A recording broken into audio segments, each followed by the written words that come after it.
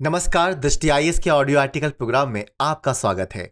आज का हमारा आर्टिकल द हिंदू में प्रकाशित लेख the money bill canon seven जज constitution bench to revisit issue के सारांश पर आधारित है। इसमें टीम दृष्टि के इनपुट्स भी शामिल हैं। यह आर्टिकल सामान्य अध्ययन प्रश्न पत्र 2 के राज व्यवस्था खंड से जुड़ा है। तो चलिए आर्टिकल की शुरुआत करते हैं।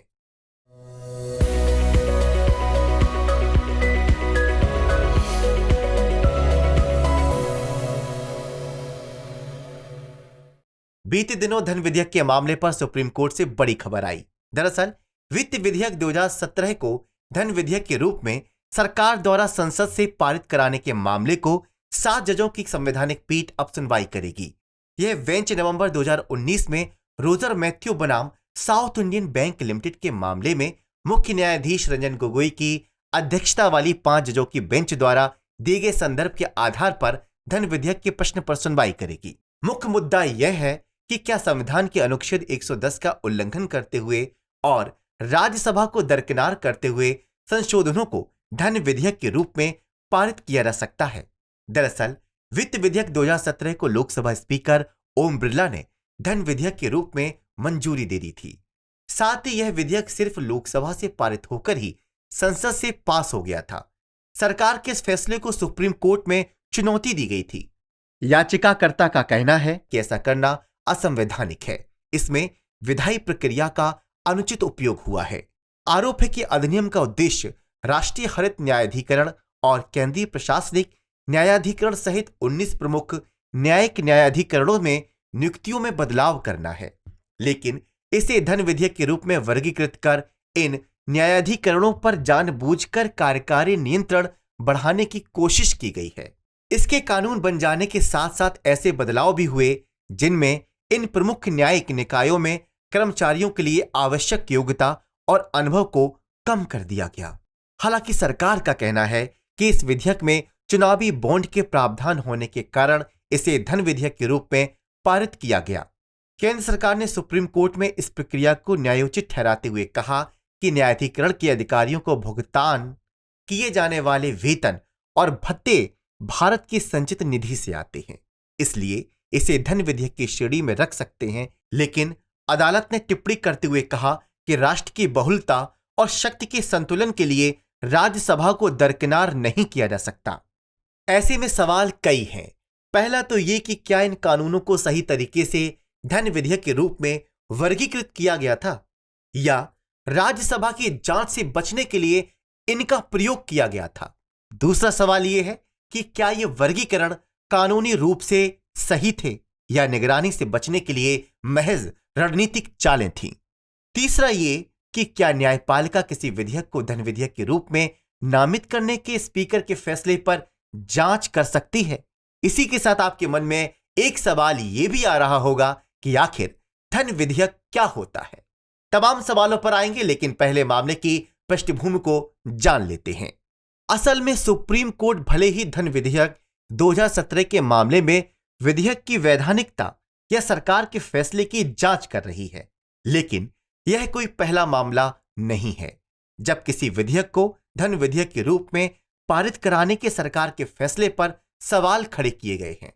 साल 2016 में जब केंद्र सरकार ने आधार, वित्तीय और अन्य सब्सिडी, लाभ और सेवाओं का लक्षित वितरण विधेयक को धन विधेयक के रूप में पारित कराकर राज्यसभा को दरकिनार किया था, तब भी सरकार पर गंभीर आरोप लगे थे। हालांकि मामला जब कोर्ट में गया तो सरकार की जीत हुई और विधेयक की संवैधानिकता पर उठे सभी सवाल खारिज हो गए।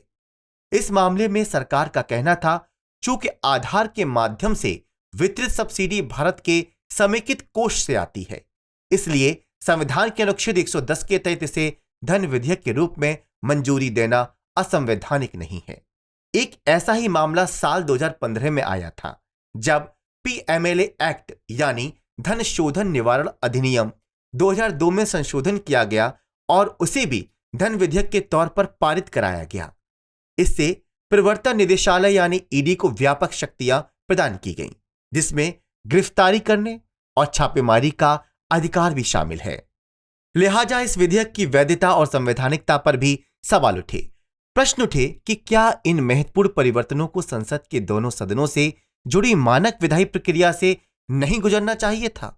हालांकि अदालत ने पीएमएलए के संशोधनों की वैधता को बरकरार रखा था, लेकिन इससे यह प्रश्न बाकी ही रह गया कि क्या संशोधनों को धन विधेयक के रूप में पारित किया जा सकता है। अब सबसे ताजा मामला वित्त अधिनियम 2017 का है। इसमें 40 से ज्यादा अति महत्वपूर्ण संशोधन प्रस्तुत किए गए थे। इन संशोधनों के लिए दोनों सदनों में व्यापक और सार्थक बहस की आवश्यकता थी, लेकिन सरकार ने इस विधेयक को धन विधेयक का दर्जा दिलवाकर बिना बहस के ही पारित करवा दिया। इसलिए आलोचकों ने सरकार की मंशा पर सवाल खड़े कर दिए। हालांकि 13 नवंबर 2019 को 5 जजों की पीठ ने धन विधेयक के रूप में पारित वित्त अधिनियम 2017 में संशोधन को रद्द कर दिया, जिसने विभिन्न न्यायाधिकरणों की संरचना और कार्यप्रणाली को बदल दिया था। लेकिन आधार एक्ट के मामले में फैसले में बहुमत के आदेश का हवाला देते हुए बेंच ने कहा कि उसमें अनुच्छेद 110 के खंड 1 में केवल शब्द के प्रभाव पर पर्याप्त चर्चा नहीं की है, या अगर धन विधेयक के रूप में पारित अधिनियम के कुछ प्रावधान अनुच्छेद 110 के खंड 1 में उपखंड ए से जी के अनुरूप नहीं पाए गए हैं। बेंच ने इस तरफ भी इशारा किया कि आधार एक्ट मामले में धन विधेयक का मुद्दा ठोस रूप से तर्कपूर्ण नहीं था और इसकी व्याख्या में संभावित टकराव हो सकता है। चूंकि उस मामले पर 5 जजों की बेंच ने फैसला दिया था, लिहाजा वित्त अधिनियम मामले को 7 न्यायाधीशों वाली बेंच को भेज दिया गया। अब सवाल है कि धन विधेयक की आखिर परिभाषा क्या है। तो संविधान के अनुच्छेद 110 में किसी विधेयक के धन विधेयक होने की शर्तें बताई गई हैं। इसके अनुसार केवल अनुच्छेद 110 1 ए से जी में वर्णित मामलों पर लाए गए विधेयक ही धन विधेयक होंगे, जैसे कि करारोपण, कर का उन्मूलन, परिवर्तन और विनियमन संबंधी प्रावधान, सरकार द्वारा ऋण लेने से संबंधित विनियमन, भारत की संचित निधि, आकस्मिक निधि से धन निकालने या जमा करने का मामला, भारत की संचित निधि से धन का विनियोग या भारत की संचित निधि या लोक लेखा में कोई धन प्राप्त करना। साथ ही कोई विधेयक धन विधेयक नहीं माना जाएगा अगर उसमें जुर्माने या अन्य धन संबंधी शास्तियों के अधीन अधिरोपण हो, किसी स्थानीय प्राधिकारी या निकाय द्वारा स्थानीय प्रयोजनों के लिए किसी भी कर के अधिरोपण, उत्सादन, परिवर्तन या विनियमन, परिहार का उपबंध करता है। अनुज्ञप्तियों यानी लाइसेंस के लिए या की गई सेवाओं के लिए शुल्कों की मांग करता है। दूसरे शब्दों में धन विधेयक केवल निर्दिष्ट वित्तीय मामलों तक ही सीमित है। संविधान के अनुच्छेद 110(3) के अनुसार कोई विधेयक धन विधेयक है या नहीं, इसका फैसला लोकसभा का स्पीकर करता है। स्पीकर का निर्णय अंतिम होता है। अहम बात यह है कि अन्य विधेयकों के विपरीत धन विधेयक केवल लोकसभा में पेश किया जा सकता है और राज्यसभा ऐसे विधेयकों में संशोधन या अस्वीकार नहीं कर सकती। इसे पारित करने के लिए अनुच्छेद 109 के तहत विशेष प्रक्रिया का प्रावधान किया गया है। लोकसभा में पारित होने के उपरांत उसे राज्यसभा के विचारार्थ भेजा जाता है। 14 दिनों के अंदर उसे स्वीकृति देनी होती है, अन्यथा इसे राज्यसभा द्वारा पारित माना जाता है।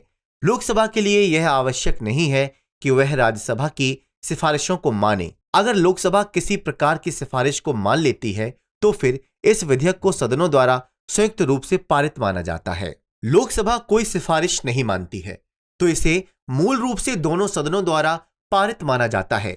राष्ट्रपति के अनुमोदन के बाद यह कानून बन जाता है। अब यह जान लेते हैं कि पूर्व में ऐसे मामलों पर सुप्रीम कोर्ट का क्या रुख रहा है। तो साल 2012 में उत्तर प्रदेश की विधानसभा से उत्तर प्रदेश लोकायुक्त और उप लोकायुक्त अधिनियम पारित हुआ। सरकार ने इसे धन विधेयक के तौर पर पेश किया। इस प्रक्रिया को चुनौती मिली और मामला सुप्रीम कोर्ट पहुंचा। साल 2014 में मोहम्मद सईद सिद्दीकी बनाम स्टेट ऑफ यूपी मामले में सुप्रीम कोर्ट के 3 जजों की डिवीजन बेंच ने फैसला दिया। फैसले के मुताबिक धन विधेयक या मनी बिल की पहचान के संबंध में लोकसभा के स्पीकर का अधिकार न्यायिक समीक्षा के दायरे में नहीं आता। अगर धन विधेयक की पहचान गलत तरीके से की गई हो तब भी स्पीकर का यह अधिकार न्यायिक समीक्षा से दायरे के बाहर है। हालांकि जानकारों का मानना है कि सुप्रीम कोर्ट ने इस केस में अपने ही एक पूर्वादेश पर गौर नहीं किया। वो पूर्वादेश क्या है? राजा राम पाल बनाम लोकसभा स्पीकर। मामले में सुप्रीम कोर्ट की संविधान पीठ ने वर्ष 2008 में निर्णय दिया था कि न्यायपालिका संसदीय कार्यवाहियों की समीक्षा कर सकती है और इसमें लोकसभा को स्पीकर द्वारा लिए गए वैसे निर्णय भी शामिल हैं जिसमें न्यायपालिका को यह महसूस हो कि बड़े स्तर पर कुछ अनुचित हो रहा है। इसलिए माना जा रहा है कि वित्त अधिनियम 2017 वाले मामले में सुप्रीम कोर्ट कुछ ऐसा निर्णय देगी जो सरकार को हैरानी में डाल सकता है। यह इससे भी समझा जा सकता है आधार अधिनियम मामले में मौजूदा मुख्य न्यायाधीश DY चंद्रचूड़ की राय बाकी जजों से अलग थी। उन्होंने कहा था कि आधार अधिनियम को धन विधेयक के रूप में पारित नहीं किया जा सकता क्योंकि यह संविधान के साथ एक धोखाधड़ी है। जब सुप्रीम कोर्ट ने आधार अधिनियम की संवैधानिक वैधता को बरकरार रखने वाले अपने 2018 के फैसले की समीक्षा की मांग करने वाली याचिकाओं को खारिज किया, तब भी न्यायमूर्ति DY चंद्रचूड़ ने असहमति जताई थी। उन्होंने कहा था कि अदालत को तब तक इंतजार करना चाहिए जब तक कि एक बड़ी पीठ किसी विधेयक को धन विधेयक के रूप में प्रमाणित करने के सवाल पर निर्णय न ले ले। लिहाजा यह देखना दिलचस्प होगा कि सुप्रीम कोर्ट इस मामले में क्या रुख अपनाता है। अब सवाल है कि इस मामले में निष्कर्ष के तौर पर क्या कहा जा सकता है। इसमें कोई दो राय नहीं है कि धन विधेयक को राज्यसभा की जांच से बाहर रखने के पीछे एक उद्देश्य था। धन विधेयक में भारत की संचित निधि में संसाधनों के खर्च का प्रस्ताव होता है जो मूल रूप से एक सार्वजनिक निधि है। इसलिए इसे केवल लोकसभा में पेश किया जाता है और जनप्रतिनिधियों या लोकसभा सांसदों की राय ली जाती है। यही वजह है कि इसे राज्यसभा के सांसदों की जांच से बाहर रखा जाता है जो अप्रत्यक्ष रूप से चुनकर आते हैं। लेकिन सरकार से उम्मीद की जाती है कि वह संविधान में दी गई व्यवस्थाओं का उचित उपयोग करेगी ताकि अधिक से अधिक जनहित का ख्याल रखा जा सके। जानकारों का मानना है कि अगर आधार अधिनियम को धन विधेयक की बजाय वित्त विधेयक के तौर पर पेश किया जा सकता था, निजता के अधिकार और साइबर सुरक्षा के स्तर पर आधार को चिंता मुक्त बनाए जाने को लेकर व्यापक विचार विमर्श की आवश्यकता थी, जो निश्चित ही मनी बिल के तौर पर पेश करने के चलते नहीं हो सका। अगर इस तरह के विधेयकों को धन विधेयक के तौर पर पेश करने की परंपरा चल पड़ी तो उससे जुड़ी हुई चिंताएं नजरअंदाज होंगी, जिसे उचित नहीं ठहराया जा सकता। लिहाजा सुधारों के लिए आवश्यक वातावरण के निर्माण की आवश्यकता है।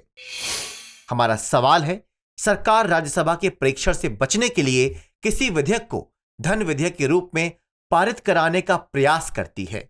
इस कथन का तार्किक परीक्षण कीजिए।